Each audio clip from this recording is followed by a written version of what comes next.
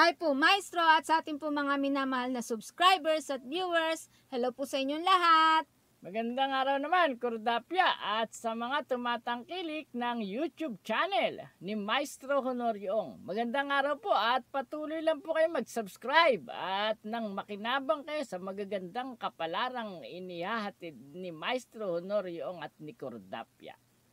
At ngayon po, magkakatapusan na ng August, malapit na rin ang pagpasok ng September. At dahil malapit na ang September at last week na ng August, Kordapya, Yes po. bilang pasasalamat sa ating mga subscriber at manonood ng YouTube channel ni Maestro Honoryong, bibigyan uli natin sila ng libreng weekly horoscope. Pero bago yan, Kordapya, siyempre, basahin mo muna ang mga nagpapa-shoutout. Yes po Maestro.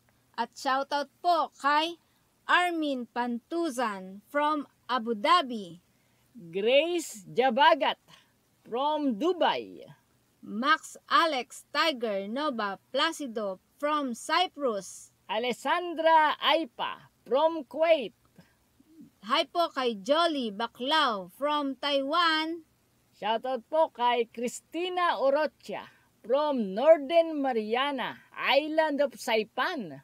Ay kay Miss Clara Rollauer from Germany. Divina Salibio from Riyadh, Saudi Arabia. Melissa Estrellas from Camarines Sur. Wilfredo Magdasok from Carmona, Cavite. Lerma Matus from Eastern Samar. At syempre, ang nanonood sa atin sa Marinduque ay si Susan Mabuti. At sa Mabuti Family from Marinduque, shoutout po sa inyong lahat. Shoutout po. Hello po sa inyong lahat. At ngayon, Kordapya, dahil last week na ng August at papasok naman ang first week ng September, bibigyan natin sila ng libreng weekly horoscope. Sa weekly horoscope na ito ay malalaman nila ang kanilang kapalaran tungkol sa sex, pag-ibig, love life, salapi, negosyo, career, travel, family, swerteng kulay, at swerteng numero, at marami pang swerte na darating sa inyo sa linggong ito. Kaya, nood na! Weekly Horoscope, August 27 to September 2. At ngayon, Kordapya, Opo. basahin mo na ang zodiac sign na Aries. Yes, Maestro. Aries, silang isinilang mula ika-21 ng Marso hanggang 19 ng Abril. Sa linggong ito, gugulatin ka ng langit. Biglang aagos ang swerte at magandang kapalaran sa iyong karanasan na manggagaling sa iba't ibang dako. Hindi lang ikaw ang magugulat din sa mga taong malalapit sa iyo. Wala kang dapat gawin kundi ang balatuhan mo silang lahat upang magpatuloy pang umagos ng umagos ang mas malakas pang swerte at mga pagpapala ng buhay. Mapalad na kulay ang red. Maswerteng numero 3, 15, 28, 33, 36, at 40. Taurus, silang isinilang mula ika-20 ng Abril hanggang ika-20 ng Mayo. Sa linggong ito, maraming nagpupumilit at nangungulit pero hindi nila makukuha ang gusto nila kahit na ano pang pilit ang gawin. Ngunit ang sa iyo ay kakaiba. Kahit hindi ka magpumilit, kusang ipagkakaloob ng nasa itaas ang gusto mo. Subukan mong humiling ngayon sa langit at siguradong ito ay matutupad at madali mo itong makakamit. Mapalad na kulay ang pink. Maswerteng numero 4, 17, 21, 33, 39, at 43. Gemini, silang isinilang mula ika-21 ng Mayo hanggang 21 ng Hunyo. Namumuo muna ang makapal na ulap bago bumuhos ang ulan. Kaya sa linggong ito, hindi ka dapat masiraan ng loob at hindi ka rin dapat mawala ng pag-asa. Ang totoo kasi nito, kumukuha lang ng buwelo ang mga dambuhalang swerte mo na may kaugnayan sa damdamin at pangmateryal na mga bagay na papalapit na ng papalapit at darating agad-agad ngayong linggong ito. Mapalad na kulay ang apple green. Maswerteng numero 1, 5, 14, 23, 41 at 45. Cancer. Silang isinilang mula ika-22 ng Hunyo hanggang ika-22 ng Hulyo. Sa linggong ito, magiging maagap at magiging mabait sa iyo ang langit. Ang nararamdaman mong medyo pangit na maaaring maganap ay igagawa ng paraan ng nasa itaas upang ito ay hindi mangyari. Kaya sobrang mapalad ka dahil ang isa pang mabuting balita. Ang inaakala mong pangit na pangyayari ay mapapalitan ng maganda na magdadala sa iyo ng kakaibang swerte, masarap na romansa at walang kahulilip na ligaya. Mapalad na kulay ang orange, maswerteng numero 2, 19, 25, 29, 34, at 43. Leo. Silang isinilang mula ika-23 ng Hulyo hanggang 22 ng Agosto. Sa linggong ito, hindi ka dapat mamahinga. Oo, huwag kang tumigil at huwag kang mag-alala. Nakita ng nasa itaas ang mga pagsisikap mo. Malapit na ang langit mismo ang kikilos para sa iyo. Kapag nangyari yun, hindi ka gaanong mahihirapan. Ang swerte at magandang kapalaran na mismo ang kusang lalapit sa iyo. Mapalad na kulay ang lilac. Maswerteng numero 7, 18, 22, 31, 40 at 44. Virgo. Silang isinilang mula ika-23 ng Agosto hanggang ika-22 ng Setyembre. Tinatalian ang saranggola upang huwag makawala sa ihip ng hangin. Sa linggong ito, hindi mo rin dapat pakawalan ang swerte at magagandang kapalarang dumarating. Ito ang tamang panahon upang ikaw ay mag-ipon. Ipunin mo ang mga swerte at magagandang kapalarang dumarating upang ito ay lalo pang dumami ng dumami hanggang sa ikaw ay yumaman. Kapag mayaman ka na, ginagarantiyahan ng langit na ang yaman mo ay hindi mauubos magpakailanman. Mapalad na kulay ang aquamarine, maswerteng numero 5, 14, 28, 32, 41, at 43. Libra. Silang isinilang mula ika-23 ng Setyembre hanggang 23 ng Oktubre.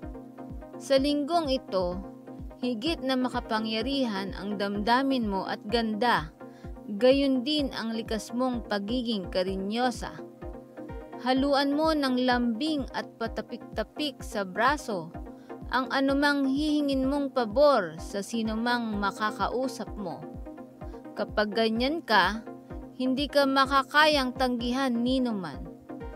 Oo, kahit pa ang langit ay mapapapayag mo sa kahit na anuman ang inyong hilingin. Mapalad na kulay ang burgundy. Maswerteng numero 5, 10, 28. 36, 41 at 45. Scorpio. Silang isinilang mula ika-24 ng Oktubre hanggang ika-21 ng Nobyembre. Sa linggong ito, isang magandang kapalaran ang biglang dadapo sa iyo. Ito ay hindi mo dapat palagpasin dahil madaling mawawala ito at agad nalilipat sa katabi mo. Panatiliin mo ang pagiging mabuti mo at matulungin upang ang swerteng ito ay kumapit sa iyo ng gusto at mapanatili mo ito sa iyong katauhan habang buhay. Mapalad na kulay ang maroon, maswerteng numero 4, 13, 22, 29, 31 at 41. Sagittarius, silang isinilang mula ika-22 ng Nobyembre hanggang 21 ng Disyembre. Sa linggong ito, sobrang pagpapalain ka ng kapalaran dahil pararaanin ka ng mga tao sa paligid mo at pararaanin ka rin ng langit.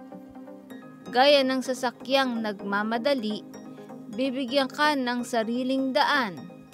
Walang hahadlang sa anumang gusto mong mangyari at wala ring hahadlang sa anumang gusto mong gawin sa buhay mo. Mapalad na kulay ang yellow. Maswerteng numero 1, 9, 19, 27, 37 at 43. Capricorn, silang isinilang mula ika-22 ng Disyembre hanggang ika-19 ng Enero. Sa linggong ito, ipinapaalala sa iyo ng langit na yayaman ka sa pamamagitan ng pagnenegosyo. Kaya magnegosyo ka dahil tiyak din naman na ang gusto mo ay ikaw ay yumaman. At ang pagyamang ito ay magsisimula na ngayon. Mapalad na kulay ang lavender.